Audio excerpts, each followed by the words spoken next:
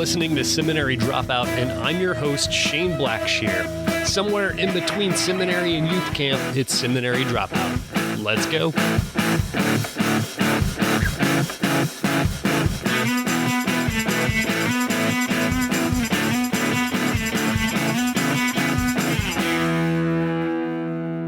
My guest today is Michael Hidalgo. He's a lead pastor of Denver Community Church, which under his leadership has grown from 40 people to 2,000. With the One campaign and Malaria No More, Michael has addressed thousands nationally. He's the author of Unlost, Being Found by the One We Are Looking For, and writes regularly for Relevant Magazine.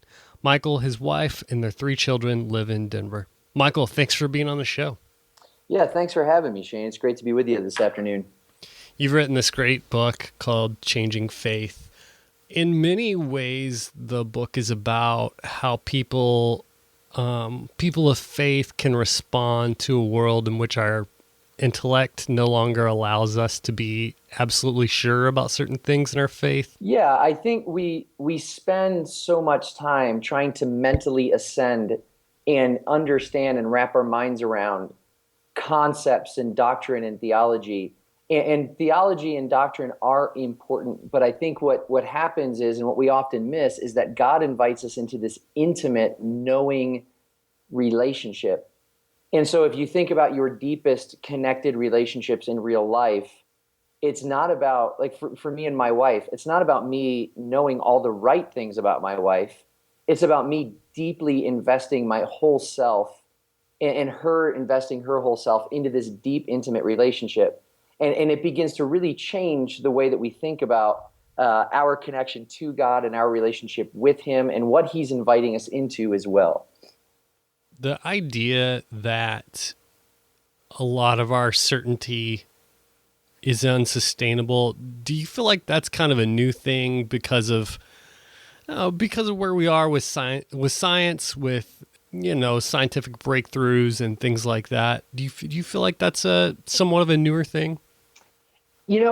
In some ways, with regard to science specifically, yes. But then you look at the book of Job, which scholars say may be the oldest book in the Bible. And in the book of Job, you have this guy who loses everything, and his friends come along. And the first 37 chapters of Job are all about certainty. Job, this is why this is happening to you. You need to admit it. This is what everyone understands. And Job is constantly fighting back, saying, no, I don't think this is right. And when God finally, at the end of the book, in chapter 38, shows up and he speaks, it's fascinating to me that Job says, my ears have heard of you, but now my eyes have seen you.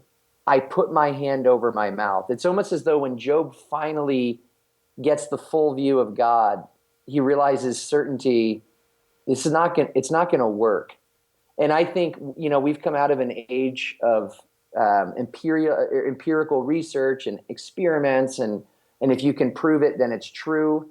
And that's given us a lot of great things. But I don't know that the most important things in life are the things that can absolutely be proven. And I think when it comes to our faith in God, when it comes to our trust, and that's whether we believe there's a God or whether we believe there's not a God, those are things that at the end of the day, you're not able to prove.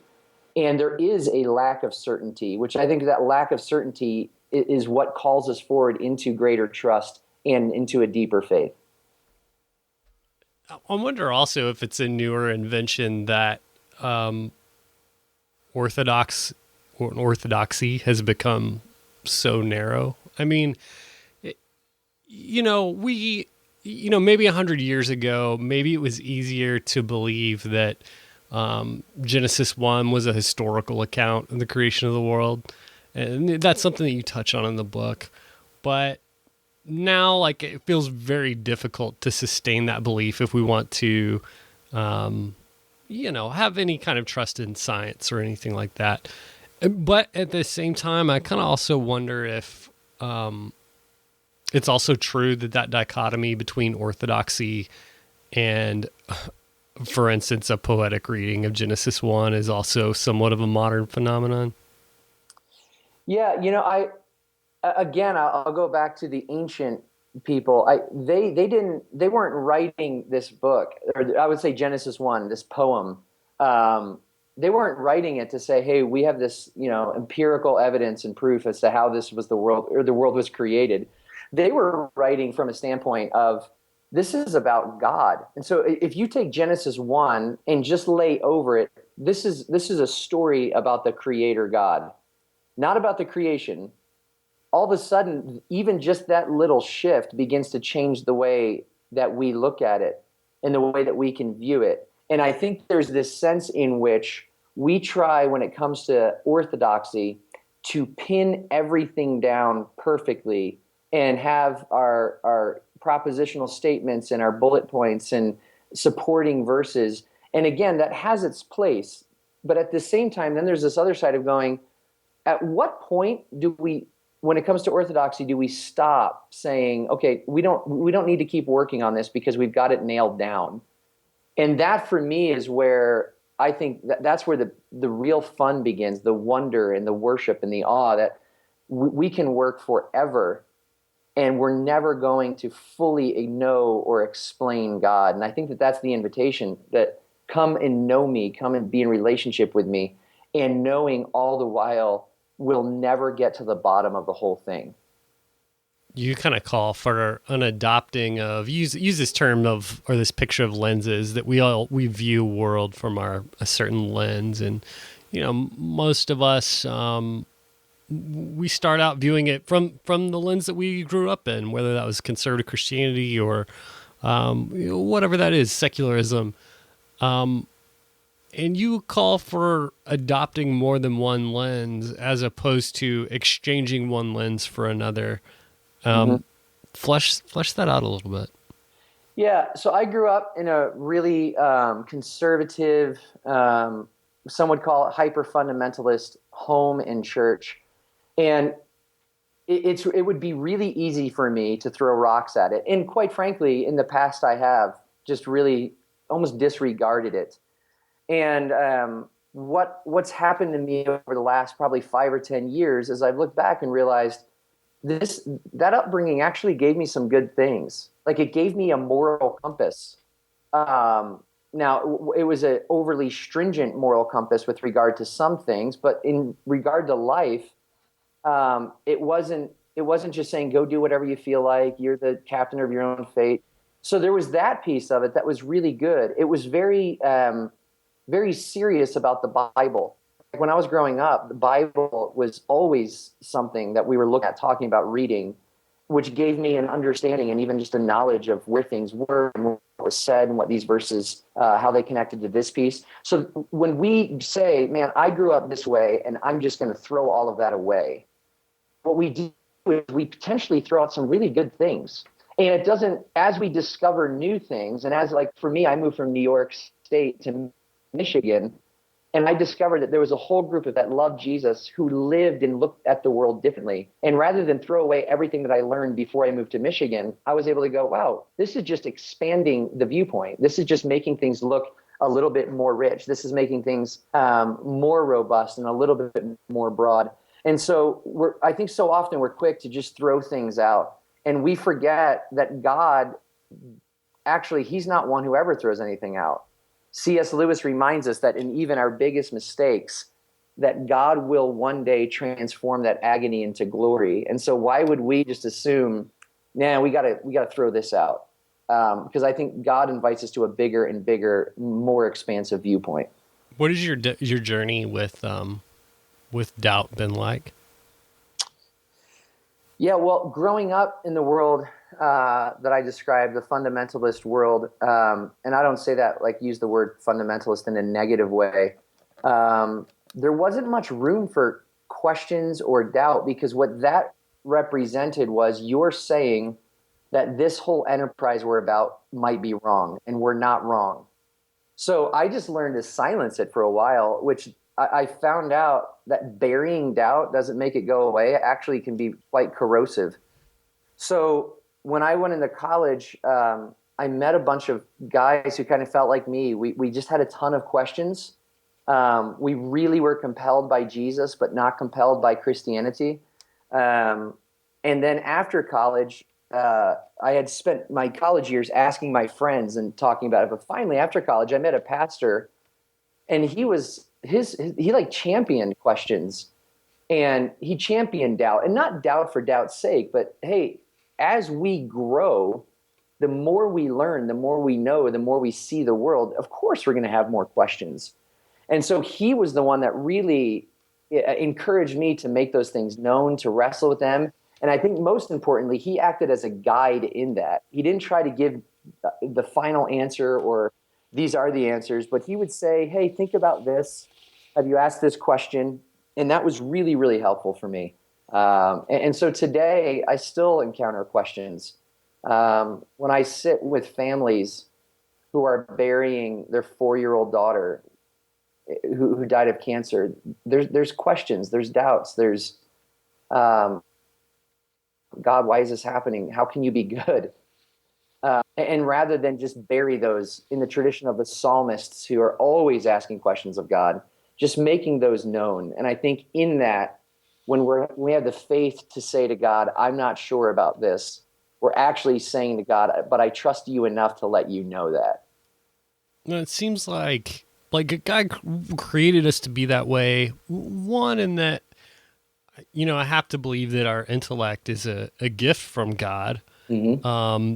That God is not anti-intellectual. We Christians will be anti-intellectual sometimes. But then also, he didn't create us to be okay with little children dying and those sorts of things happening as well. Yeah. Yeah, and I think that there is that intellectual side is a gift, as you said. But then there's the things like my daughter has a friend at school who's blind. And so my daughter spends a lot of times recess playing with her. And she comes home to me and she's like, Dad, Aubrey asked me how to explain what it's like on the top of a mountain when we're skiing. Hmm. I don't know how to do that. And so I sit there and I'm like, how do you do that? And so you begin looking at, there are certain things you just can't explain. The age old question, how do I know I'm in love? No one answers that. That's why everyone just says, well, you'll just know. And so I do think the intellect is a gift and it is needed, but there is limits to it, just like there's limits to everything else that we have. And I think that's where this place of there's these words that we can't even speak. They're bigger, and there's words fail, and I think those are the kind of things that we need to be okay with. That our intellect is not ever going to fully explain God. And quite frankly, for me, if my intellect could grasp God, that's when I'm like, I'm not even sure that's a God worth worshiping. If we can explain him so easily. I'm curious, there's been a lot of ink has been spilt discussing doubt and recasting it as natural and helpful. But I'm curious about how we deal with doubt when we are tortured by it.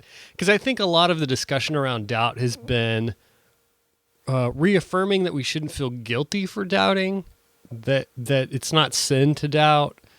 God isn't angry at us. But what about when the doubt itself is what is consuming us, that's torturing us? Yeah, I think I mentioned the Psalms earlier.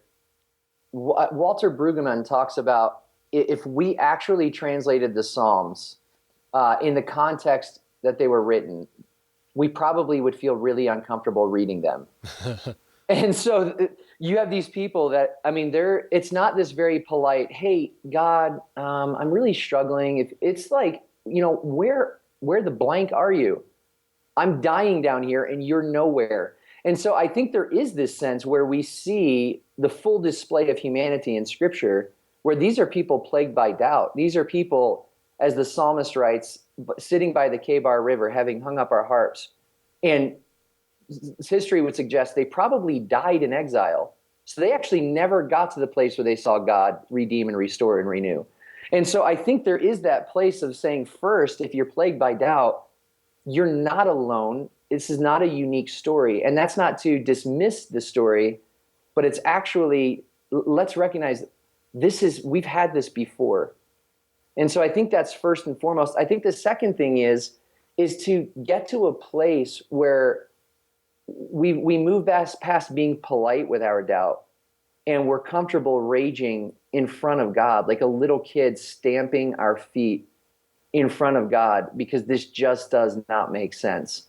I look at my kids when they were really young. Like, it's really hard to get mad at an 18-month-old who throws a temper tantrum because they're overtired and they're not feeling well, and you say no to a certain thing. Like, their only mechanism is just to cry and throw themselves on the ground. So that's where I feel like, are we willing to do that with God? Are we willing just to be that brutal and that honest? And I think the more we begin naming our struggles, the more we'll find that by naming them, we're bringing light to them. And when we bring light, and when we name things, and when we expose things in us, that's actually the first step toward ever moving past it. It's almost like, the Psalms that you're describing and those things, it's kind of like they're saying to us, oh, you have doubt? Well, welcome to the family. Like, yeah, this is kind of something we do here. exactly. I heard, I think it was N.T. Wright a long time ago, our 21st century mind, when we hear something that rubs us the wrong way, especially as Christians, when we hear some truth and it rubs us the wrong way, we think like, well, how can I align myself with this truth? Like, I think it's like kind of a post-enlightenment mindset. And you say, people in the Bible, when they encountered the same thing, their response was to like shake their fist at God and like wrestle and do battle with God. And in so many ways, I think that's such a healthier way of dealing with that inner conflict than pretending like there's a way that we can make ourselves okay with it. Yeah, and I think it goes toward, like, we don't like being uncomfortable at all. And so I think my wife and I, we just did this little remodel on the backside of our house. We live in this super, super old house, so some things are falling apart. But we had a room shut off, like blocked off in our house for like 6 weeks. And the number of times I complained about that, where it was, I'm like, I am the most spoiled person. And so there is this thing when we're confronted with things, it's like we had this human condition. We start squirming, and rather than going to God and going, okay, wait a second, we gotta work this thing out, because A, I'm not comfortable, so let's just admit that. And then B, I think, do we trust God enough to believe He really has things to show us and teach us? And C.S. Lewis, one of my favorite quotes, he talks about, like, even our deepest, most profound questions will eventually sound to God like a child asking his father, is yellow square or round? And so even these things that we're wrestling with, I think God, like a loving father, it's like listening to a 3-year-old have a conversation with her doll. And you're like, this is hilarious, because it's so innocent and so pure. And that's the deeper question. Is our heart really wanting to know God? And I think that's the thing, more than doubt and everything else, that's really going to change the day. How do we stay humble in the midst of changing faith? Like, when we accept these things that we're talking about, and it kind of, I think it takes us to a better place in our relationship with God and with others. When we have that place, when we're in that place where we're okay with our doubt, or okay with not being okay, and the uncertainty of it, how do we still stay humble? Because I've noticed that a lot of some of the most fundamentalist people are the people who have gone through that. And I mean fundamentalist in that intolerant of other people who don't share their own beliefs. Right. Yeah, I think part of it is we'll never be able to have compassion, to live in a non-judgmental way, to be humble, until we're first brutally honest about our own brokenness and our own sin. And I often, here in Denver, we work a little bit with Denver Seminary and I know you're a seminary dropout, but these are people pre-dropout. They will eventually be dropouts. Yeah, exactly. But, we always say to them, hey, don't, if you go to a new church, always stay in contact with the people who knew you when. And so, like, for me, when I went back and visited the college I graduated from years after, and somebody said to me, and they were like, I think fairly serious. They said, "I heard you were a pastor now." And I said, "Yeah." And they said, I really thought you were going to end up in jail." And so there is this sense first of like, just really be honest and keep people close to you who are not just going to puff you up, but are going to challenge you, are going to remind you, hey, it's not okay when you feel this way or when you speak to others out of that place of anger. It's not. And so I think that's really the big first thing is we're all trying to figure this thing out. And we're all pursuing God, and we're all at different places. And when, years ago, I trust we're at a different place years ago than we are now. It doesn't mean that somehow now we're better or further along. And for me, the more mature people I meet are the ones who you can't offend them because they know down deep inside of their own unworthiness, and they've just accepted that. And they're able to accept it because they recognize that there is a God who says, yeah, of course you're unworthy, but that's not the point. The point is that I've forgiven you. The point is that my grace is enough. The point is that I want you to transform. And so I think that's really the big thing, more than knowledge, more than everything else, is are we willing to have honesty about our own selves first and foremost? So much of us grew up in Christian houses and for a long time never questioned things like heaven and hell. And I think part of that is I want to say benefit, but not that it wasn't really a good thing, but the benefit of living in Christendom, that we just kind of accepted a lot of things. Yeah. You talk about a conversation that you had with somebody you knew, and they said that there will be a lot of good people in hell. And that's just kind of the way it is. It's something to that effect. Yeah. And then, of course, the obvious question that you raise in response to that is that, does that mean there'd be a lot of good people or a lot of bad people in heaven? It's tricky because I think that's a big sticking point in our changing faith, because we've been taught so many things about heaven and hell, most of us, but they don't often reconcile with the things we've been taught at the same places about the character of God. So, right. Like, in other words, if we recognize that there is something unjust about good people being in hell, while bad people are in heaven, there's something unjust about that, and my barometer of what is unjust can't be sharper than God's, right? Right. So there's some incongruency there, right? There is, and I think what's been fascinating to me about the conversation over heaven and hell is I've seen some, and I don't want to exaggerate, but I've seen some Christians get really, really deeply angry if someone suggests that maybe heaven and hell aren't what we understand them to be. Not even saying there's no hell, just like, hey, maybe it's a little bit more fluid. And so when people ask me, what do you believe about heaven and hell? I say, I choose to place my heart after God's, which is his desire is that no one suffers. And so I really, really hope that there is no hell. I think that'd be great.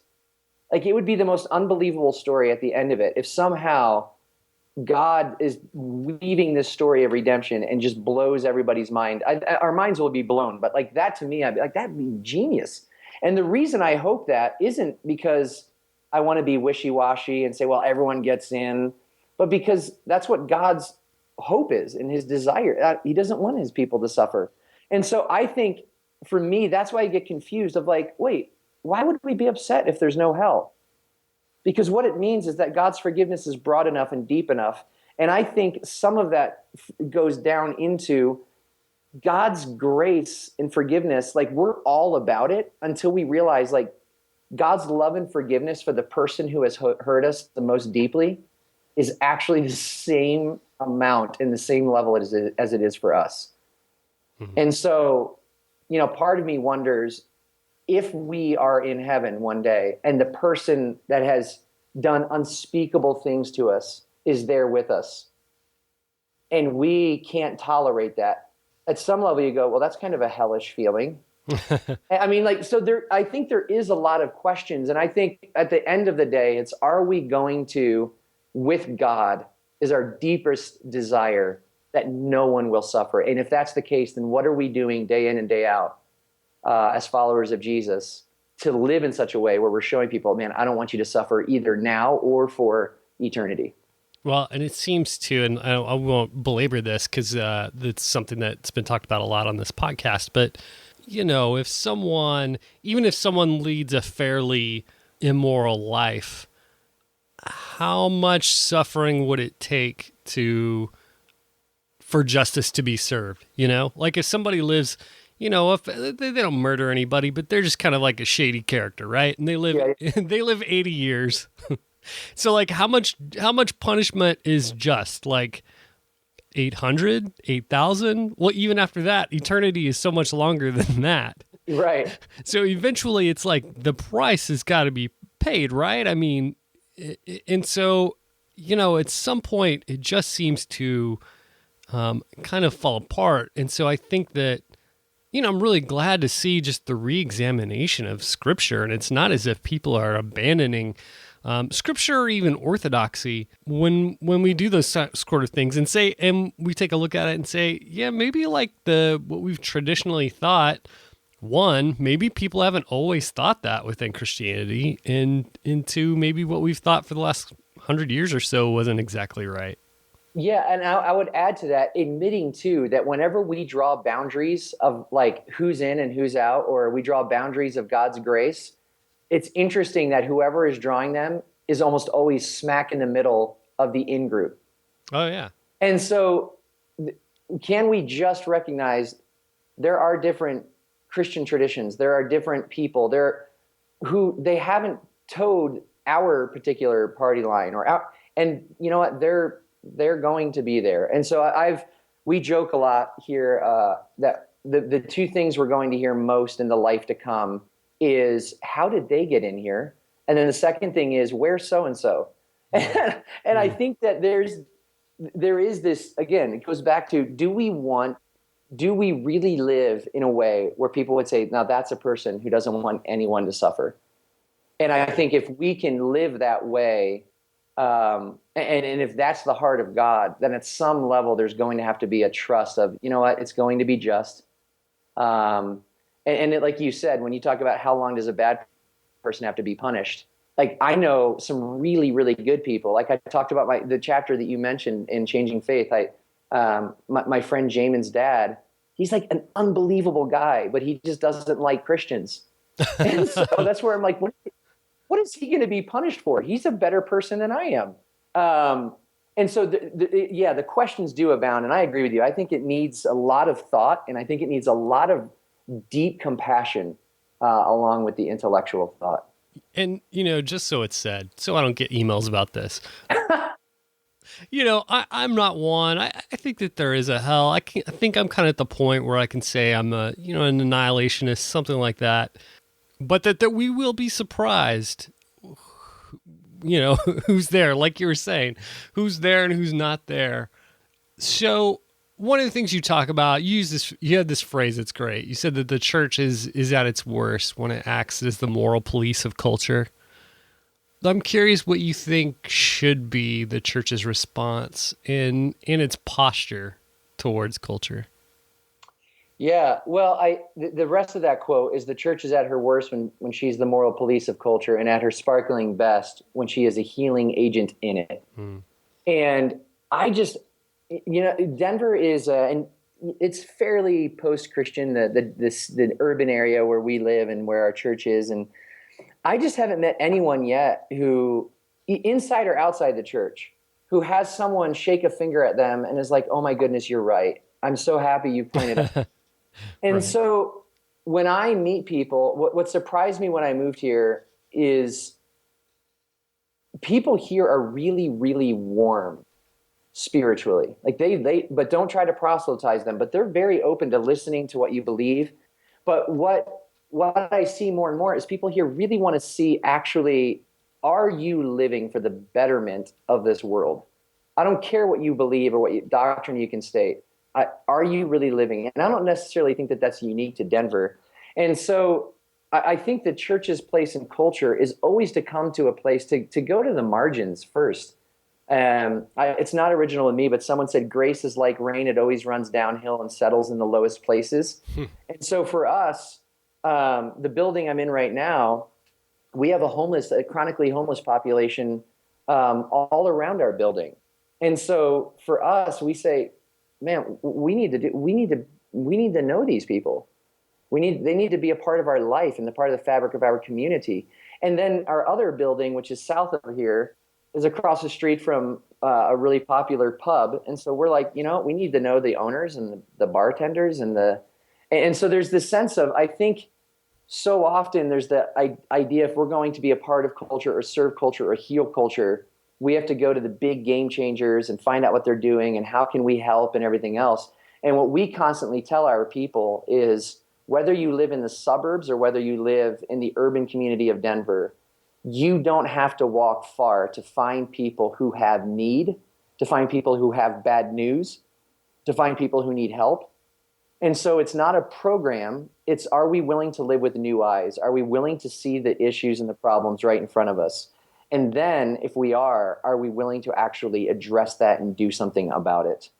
And for us, we're very much about empowering our people wherever they are, whatever college they're part of, high school, whatever neighborhood they're in, whatever workplace, and always empowering them and enabling them and equipping them to say, look out for people who have trouble, for the people who are in pain. Look out for the people where the needs are, and then come alongside of them.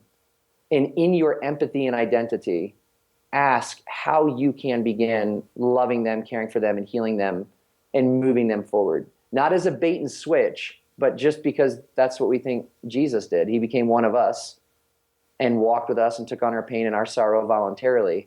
And in his death, that's how he brought the healing.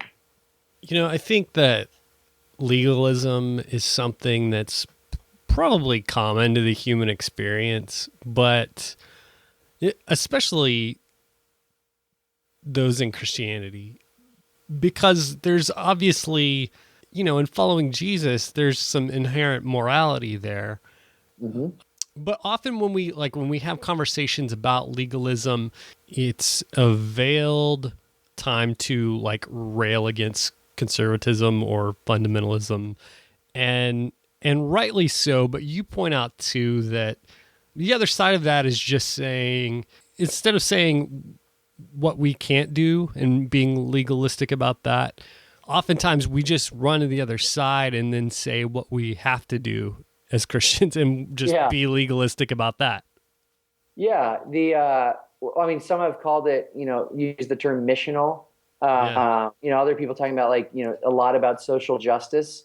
And just like morality is extremely important, the mission of God and social justice are also extremely important. But I think when we're telling people, hey, go feed the poor, hey, go to this impoverished area of the world and do this, it's kind of like people have this swelling pride over, hey, here's what I'm doing. So one side says, don't do this. We don't care why you're not doing it, just don't do it. And if you're able to not do these things, you're spiritual, you're godly, you're good. Then the other side is like, hey, go do these things because this is what we believe God would do. And in the same way, legalism over not doing things, you can still miss the heart. And I think if we're people who are honest and are really pursuing the heart of God, and we're opening ourselves up and recognizing our brokenness, and we're asking God to come in and heal that, and we're transforming more into the image and likeness of Christ, our morality and our deeds, the things that we're doing, the impetus towards social justice, all of that's at the end, it's going to begin taking care of itself. Like, I don't know anyone who becomes more like Jesus and is interested in cheating on his wife. I don't know anyone who becomes more like Jesus and is rolling their eyes at a homeless person.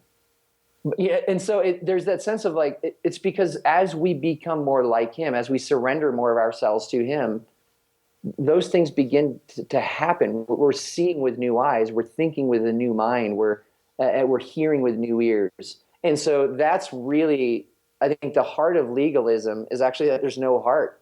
And I think that the heart of Jesus is that he wants all of our heart. And so if we're willing to give that, we're in a good place. We can keep a ton of rules and actually never really know the heart of God. We can feed a bunch of hungry people and clothe a lot of people who are naked and never really fully know the heart of God. I think the most clever trick the evil one has ever played on us is getting us to do a lot of really good things, and yet we miss the heart in all of it.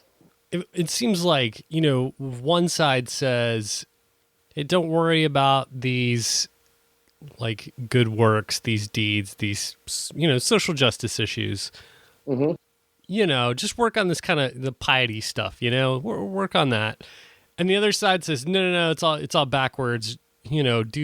Do these actual things, do the social justice stuff. And the reality is that if we truly did work on ourselves from the inside out, we would be compelled to do the other. And when we do those things, like if we're fighting human trafficking, well, like, the basis of that is a lot of, they're matters of the heart. Like they're the thing that makes someone think that they can own a human being or traffic them. Like that's a heart condition there. Yeah. Yeah. And it's that, Paul talks about this, our battle is not against flesh and blood. And so when we see racism, our fight is not against the racist. It's against the evil of racism. This is one of the things that Dr. King understood unbelievably well. And it's why in all of his rhetoric and in all of his speeches, he had compassion for the oppressor. And his heart was not that his brothers and sisters would earn their rights. His heart was that his brothers and sisters would sit down at a table with those who were former slave owners, and they would sit down at the table of fellowship, as he says. And I think when we can begin seeing the evil in this world it's not flesh and blood, it's this power of the evil one. All of a sudden, it liberates us in a whole different way to not only want to be free ourselves, but also then to free and to liberate others from that same oppression. You, in the book, you don't try to answer a lot of questions, but you try to point people in the right direction. Why is that approach important to you? Well, this brings us to Google. Anything that you or I have said in the last, 30, 40 minutes, anyone can Google what we say and find a counterpoint. So giving a ton of answers and giving a ton of information, it's not as important anymore because everyone has equal access to as much information as they want in America. And so I could have given a bunch of answers and some people would have said, hey, I like that. Other people would have said, hey, I don't. Some people would have said, I think there's a better answer out there, which there always is. And because we live in the information age and we're under this tidal wave of constant words and information. And I think what we need now more than ever is a compass and not a roadmap. We need direction. We need help in assessing the information that is constantly bombarding us to know what is good, what's true and noble, pure, loving, and admirable, and what we need to just jettison and throw away. And as we get deeper into this information age, we're just beginning. I think we're going to find that what we need now more than ever is guides, not people filled with answers. And as I look at my life, the people who've influenced me the most have been those that have been wise guides and given perspective and given guidance and opened my eyes, not ones who sit there and say, this is the answer, don't ask any more questions. Michael, it's been so great talking with you. Thanks for spending time with me today. Yeah, absolutely, man. It's been fun.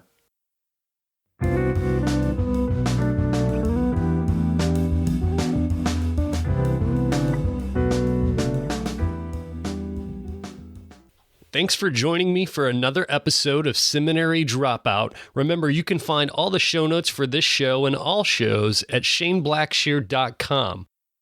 Thanks to those that left ratings and reviews on iTunes this week. Remember, that keeps the show front and center. Also, remember, you can find me on Twitter at beardonabike. That's at beardonabike. Also, I'm on Facebook, facebook.com/ShaneBlackshear123. And remember that Seminary Dropout is listener supported. You can visit supportseminarydropout.com and press Become a Patron. Remember, this music you're listening to right now is by D.L. Rossi. You can find him online on iTunes and at dlrossi.com. All right, thanks again for joining me for another episode of Seminary Dropout. Stay tuned for next week's episode. Love you. Take care.